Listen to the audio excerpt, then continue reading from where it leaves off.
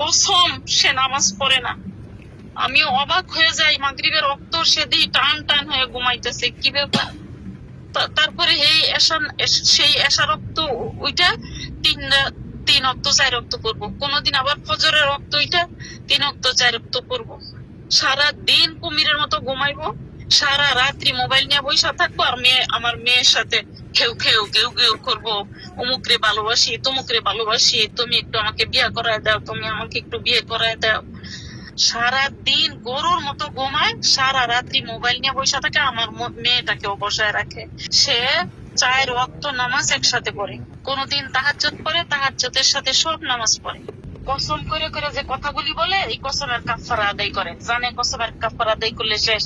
সে যে কেমন কসমখোর, কেমন প্রতারক, কেমন মিথ্যুক আমি ভাষায় বলতে পারবো না। অনেক নারী লিপসু, তার চোখের হেফাজত নাই। সে অনেক, আমি বইলে শেষ করতে পারবো না। আমি অনেক অনেক অপেক্ষা করছিলাম যে দেখি আলেমদের সমাজে থাইকা যদি তার ইসলাহ হয়, কিন্তু সে অহংকারী, যে নিজের দোষ নিজে জানে যে এটা আমি দোষ করছি, এটা আমি অন্যায় করছি, কিংবা এটা আমার গুনাহ হয়েছে, সে তওবা করে ফিরে আসে। কিন্তু সে যা করে, সে মনে করে এটাই ঠিক, মনে করে যে 4 ওয়াক্ত নামাজ একসাথে পড়লে হয়ে যায়। অথচ রাসূলের হাদিস, রাসূল সাল্লাল্লাহু আলাইহি ওয়াসাল্লাম বলছেন 2 ওয়াক্ত বিনা কারণে নামাজ একসাথে পড়লে তার জন্য জাহান্নাম যথেষ্ট। সেজন্য তার ঠিকানা জাহান্নামে বানায় নিল।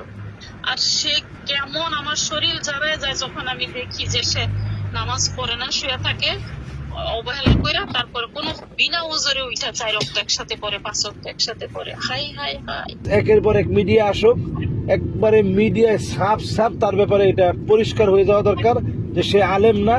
এক্ষেত্রে কোনো আলেমদেরকে আমরা অসম্মান করা, এটা আমাদের কোনো মাআযাল্লাহ, এটা আমরা পারা চাই।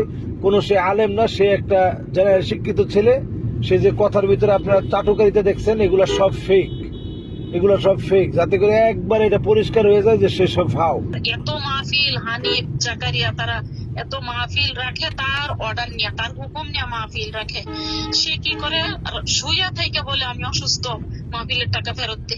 এত মিথ্যাবাদী, তাকে দিয়ে কিসের দিনের